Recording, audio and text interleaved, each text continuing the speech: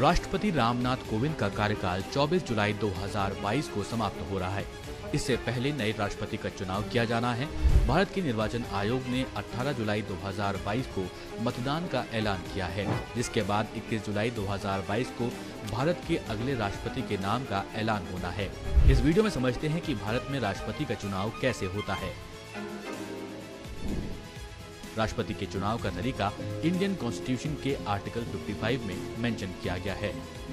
राष्ट्रपति देश और सरकार दोनों का प्रमुख होता है और देश का प्रथम नागरिक भी होता है। लेकिन यहाँ ये समझना जरूरी है कि हम और आप राष्ट्रपति के लिए सीधे तौर पर वोट नहीं कर सकते हैं। तो कौन है जो राष्ट्रपति को चुनता है, आइए समझते हैं। सबसे पहले समझिए कि राष्ट्रपति पद के लिए उम्मीदवार कौन हो सकता है। उम्मीदवार भारत का नागरिक होना चाहिए, साथ ही 35 या फिर उससे अधिक उम्र का होना चाहिए। और लोकसभा के एक एमपी बनने के लिए जो एलिजिबिलिटी रिक्वायरमेंट होती है, वही राष्ट्रपति पद के उम्मीदवार की भी एलिजिबिलिटी रिक्वायरमेंट होती है। इसके साथ ही राष्ट्रपति पद के उम्मीदवार के लिए कम से कम 50 इलेक्टर्स ने एक व्यक्ति का नाम प्रस्तावित किया हो, साथ ही 50 अन्य इलेक्टर्स ने इसका समर्थन किया हो, तभी वो राष्ट्रपति पद के लिए चुनाव लड़ सकता है। इसको आसान भाषा में समझें तो एक राष्ट्रपति पद के उम्मीदवार को 50 प्रपोजर्स और 50 सेकेंडर्स की जरूरत होती है। इस नियम को सबसे पहले इलेक्शन कमीशन ने 1974 में इंट्रोड्यूस किया था।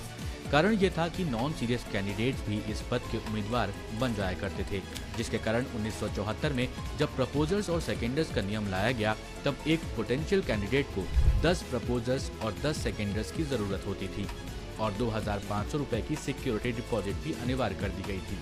जिसके बाद 1997 में नियम में बदलाव किए गए। 50 प्रपोजर्स और 50 सेकेंडर्स के साथ 15,000 रुपए का सिक्योरिटी डिपॉजिट यहाँ पर मैंडेट किया गया। आमतौर पर इस पद के लिए केवल 2 उम्मीदवार होते हैं, एक सत्ता पक्ष के द्वारा प्रस्तावित और दूसरा विपक्ष द्वारा प्रस्तावित। आइए अब समझते हैं चुनाव की प्रक्रिया। प्रेसिडेंट के चुनाव के लिए वोट का अधिकार इलेक्टोरल कॉलेज के मेंबर्स को होता है। अब सवाल ये कि इलेक्टोरल कॉलेज के मेंबर्स कौन होते हैं। जहां आपको बता दें कि संसद के दोनों सदन यानी कि राज्यसभा और लोकसभा के निर्वाचित सदस्य यानी कि एमपीज और राष्ट्रीय राजधानी क्षेत्र दिल्ली और केंद्र शासित प्रदेश पुडुचेरी सहित सभी राज्यों की विधानसभाओं के निर्वाचित सदस्य यानी एमएलएज इलेक्टोरल कॉलेज के मेंबर होते हैं। यहाँ एक बात ध्यान देने वाली है कि पिछले 2 राष्ट्रपति चुनावों से जम्मू और कश्मीर इस वोटिंग प्रोसेस के लिए एलिजिबल नहीं है। साथ ही विधान परिषद के सदस्य और राज्यसभा के 12 नॉमिनेटेड मेंबर्स प्रेसिडेंट के चुनाव के लिए वोट नहीं कर सकते हैं।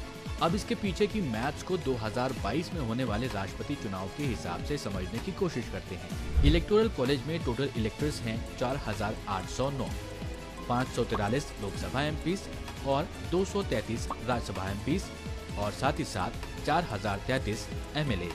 अब यहाँ एक वोट की वैल्यू एक नहीं होती है। एमपीज और एमएलएज की वोट वैल्यूज अलग अलग तरह से कैलकुलेट करी जाती हैं। पहले बात करते हैं एक एमएलए की वोट की वैल्यू कैलकुलेशन की। 1971 की जनगणना के अनुसार राज्य की जनसंख्या को राज्य के टोटल नंबर ऑफ एमएलए से डिवाइड करते हैं, फिर जो वैल्यू आती है उसे 1000 से फिर से डिवाइड किया जाता है। इस तरह से एक एमएलए की वोट की वैल्यू निकाली जाती है। अब यहाँ आपको बता दें कि हर राज्य के एमएलए की वैल्यू अलग अलग होती है। जैसे उत्तर प्रदेश में एक एमएलए के वोट की वैल्यू है 208, महाराष्ट्र में है 175, वहीं अरुणाचल प्रदेश में एक एमएलए की वोट की वैल्यू है 8। इलेक्शन कमीशन के अनुसार आज के समय में एमएलए वोट्स की ओवरऑल वैल्यू 5,43,231 है। अब बात करते हैं एक एमपी यानी मेंबर ऑफ पार्लियामेंट की वोट वैल्यू कैसे निकालते हैं। एक एमपी के वोट वैल्यू को निकालने के लिए एमएलएज के टोटल वैल्यू वोट्स को total number of elected MP से डिवाइड किया जाता है। जो वैल्यू आती है वो एक एमपी की वोट वैल्यू होती है।